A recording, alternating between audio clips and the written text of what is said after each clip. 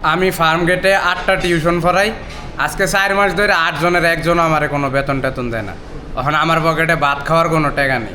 এলাকা আমি সিদ্ধান্ত নিছি, আমি এই টিউশন পড়ানো একবারে চিরজীবনের লেগা বাদ দিমু। আমি যে মিথানল বানাইতে পারি, এই যে এই মিথানল বেচে আমি ভাত খাম। এলাকা এই মিথানল আমি এখন ব্যস্ত আয় করছি সিরাজ সুইগস্ত ফার্মগেট শাখায়।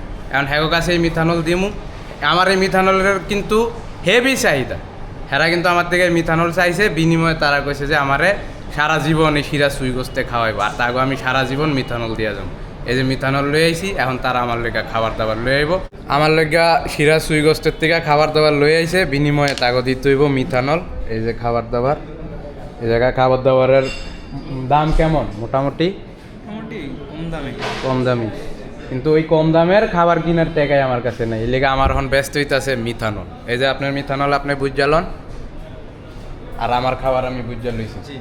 আর এটা হইলো সিরাজ সুইগস্ত ফার্মগেট। আচ্ছা ঠিক আছে, তাইলে আমি তো ওই ফার্মগেটটাই টিউশন করাই।